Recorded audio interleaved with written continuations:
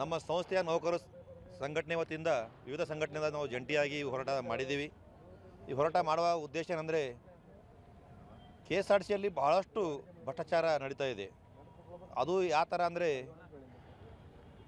ಕೆಳ ಹಂತದ ನೌಕರರು ಡ್ರೈವರ್, ಕಂಡಕ್ಟರ್, ಮೆಕ್ಯಾನಿಕ್ಗಳಿಗೆ ಒಂದು ಕಾನೂನು ಮತ್ತು ಮೇಲಿರುವಂಥ ಅಧಿಕಾರಿಗಳಿಗೆ ಒಂದು ಕಾನೂನು ಮಾಡ್ಕೊಂಡಿದ್ದಾರೆ. ಇವರು ಯಾವ ಥರ ನಿಜಾಮ್ ಸರ್ಕಾರ ನಡೆಸ್ತಾ ಇದ್ದರು, ಆ ನಿಜಾಮನ ಸರ್ಕಾರ ಎಲ್ಲಿದೆ ಅಂದರೆ ಈ KSRTCಯಲ್ಲಿ ನಡೀತಾ ಇದೆ ಅಂತ ನಾವು ನೋಡ್ಬೋದು.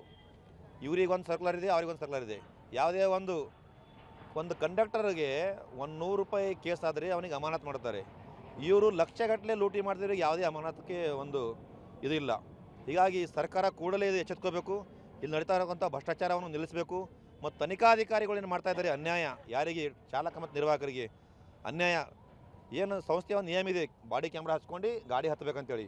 ಅವ್ರು ಯಾರೂ ಸಹ ಈ ಸರ್ಕ್ಯುಲರ್ ನಂಬರ್ 1590 ಅಂತ ಒಂದು ಮಾಡ್ಕೊಂಡಿದ್ದಾರೆ. ಆ ಸರ್ಕ್ಯುಲರ್ ನಮ್ಮ ಹಿಂದಿನ ವ್ಯವಸ್ಥಾಪಕ ನಿರ್ದೇಶಕರು ಮಾಡಿದ್ರು. ಆ ಎಲ್ಲ ನಿಯಮವನ್ನು ಗಾಳಿಗೆ ತೂರಿ ಉತ್ತರ ಕರ್ನಾಟಕ ನ್ಯೂಸ್, ಇದು ಕನ್ನಡದ ಉಸಿರು.